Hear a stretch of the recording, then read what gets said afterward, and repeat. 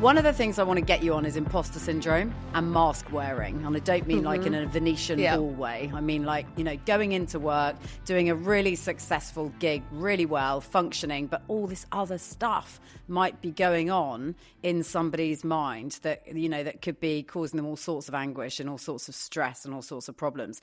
So what is your relationship, or what is your personal sort of experience with this imposter syndrome piece and with mask wearing? Okay, so my thing about imposter syndrome is, so I have this kind of like these funny feelings about it, in that I really do believe everyone has it. Everyone wakes up every morning and goes like, whoa, what am I doing? You know, like, and I think that's really important to remember. But I also think it's a really interesting, and I ask women to think about this, right? I saw someone recently and she was like, I think she was asked, like, this businesswoman, and she was like, nobody asks men about imposter syndrome. You know, it's almost like something that's created to kind of keep us almost down when we're, you know, like, so I try and remind myself that, like, I am not an imposter. You know, how I show up, like, in a way, the more masks I put on, the more of an imposter I am. Does that make sense? You know, and the more able I am to show up without those masks and just be me, like, the less I feel like an imposter. So, and I've also found that the more I am just me, the more people do accept me. If that makes, I don't know if that makes any sense. So, like, no, the more it does I make talk about complete the sense, because that... I do think that people think that by putting on some sort of mask, whatever it might look like, some sort of alter ego, they're able to sort of empower themselves that way. But then the authenticity does fall away. And I think over time, that can be very eroding for somebody and very exhausting. And also it's like to think to ourselves, like, well, okay, well, who is this? What magic? Who is this imaginary person we're trying to be? Like, what? Who is this person? Oh, I know. This is an imaginary woman created by the patriarchy who doesn't fucking exist. You know, like, oh, I think I'll take these masks off and I'll just be me, because I do exist. I do exist, and I'm here, and I am not an imposter. I'm a fucking legend. Sorry to keep swearing. But if you got to that place where, can you recognise the person who would have worn all those masks? And what would you have said to her? No, and I wait, because we've all had those moments. Something?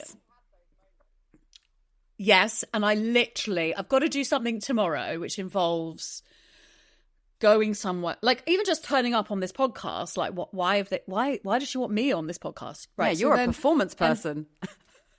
And then tomorrow, I've got to go and do this big thing somewhere, and I am like, I've got to go into this place, this office, which is like, I'm just terrified. Like, my brain is like, oh no, you don't belong there. You shouldn't go in. You know, people are going to be like, who is she? You know, and I'm like, what? Literally no one's going to be looking at me. You know, like, it's this kind of thing of like, the imposter is the kind of like bit of your brain that's trying to tell you that you don't belong, because you do, because you're here, you know, and like, yeah. So I think really successful people, really successful people though, the kind of world over, have sort of struggled with this, and it really is interesting to kind of like debunk it a bit, because lots of people in public life sort of, you know, have talked about having to assume this sort of mask wearing and felt at times this imposter piece. But also, what I think is really important to say, Georgie, and to bear in mind, is that in a way, that imposter syndrome sort of drives, you know, like, trying to prove it wrong is what has driven a lot of my career, if that makes sense.